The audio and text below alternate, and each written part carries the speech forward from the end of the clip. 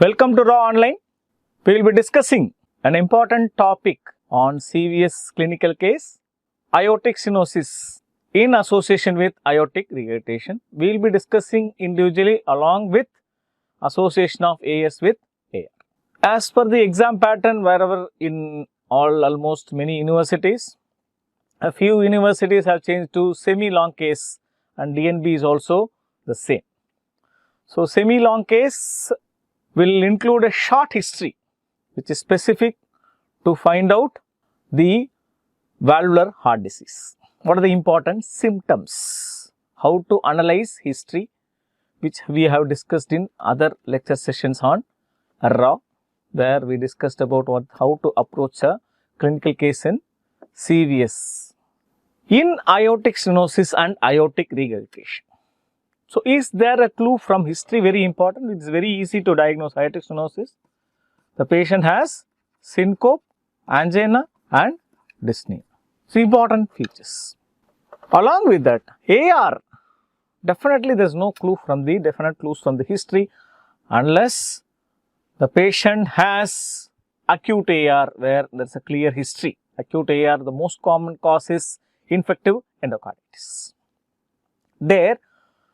There will be history of fever, changing murmurs by clinically, and suddenly the patient has AR. Apart from that, chronic AR, there will be specific signs related to volume overload. The most important symptom of volume overload, you can say, is exertional palpitations. Apart from that, if the patient has a cardiac failure, the patient will have dyspnea. This will be the most important symptom with AS and AR. Clinical clues to the etiology also is very clear. We have discussed in other sessions and RAW, but I will make it simple here. If it is AS in elderly, usually calcific atherosclerotic, degenerating. AS in middle age is bicuspid aortic valve. AS in young age, almost always rheumatic, and almost usually is in association with MS. Rheumatic AS, pure rheumatic AS is not common. There is an association of mitral stenosis in association with MS.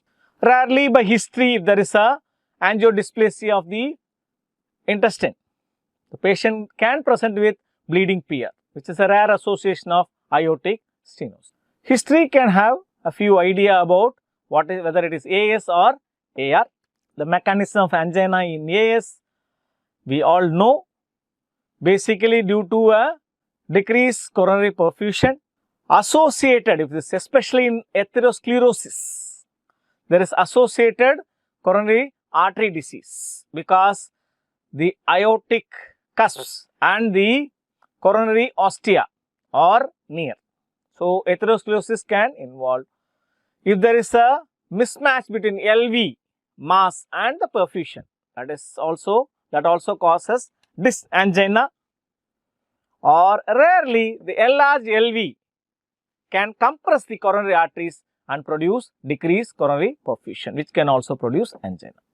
So, coming to the general examination, what are the important features in general examination? I am going to discuss with a case scenario where what are the general examination features of a patient. It is an elderly female, moderately built and nourished, pallor is present, there is no icterus, cyanosis, clubbing, lymphadenopathy, pedal edema. JVP is not elevated. Pulse rate 70 per minute, regular, high volume. No radioradial or radiofemoral delay, no vessel wall thickening, felt equal in all peripheral pulses, collapsing nature. Pulses, bispherians and a dancing carotids. Blood pressure is 150/60, white pulse pressure. Left upper limb is 140/60. Again, there is a white pulse pressure. Systolic BP in left lower limb is 190. So, we have the maximum. So, Hill sign comes to 40. Hill sign. Lower limb systolic BP minus upper limb systolic BP. 20 to 40 is mild, 40 to 60 is moderate, more than 60 is severe AR. Arcus senilis is present, No external markers of congenital heart disease or infective endocarditis. So, definitely, if you don't suspect a congenital heart disease, better not to mention. It was a distractor I put. So, when it is not required, don't put. You can look for signs of infective endocarditis because you are suspecting AR. High pressure jet can produce infective endocarditis. What is the general examination finding specific to aortic stenosis? Elfin-like faces. Rarely you get. Still, what is elfin-like faces? You get in Williams syndrome or supravalvular AS. There is a broad, prominent forehead, hypertelorism, upturned nose, hyperplastic mandible, patchless lips, widely spaced teeth. The teeth are widely spaced. Very classical elfin spaced, which is seen in supravalvular AS.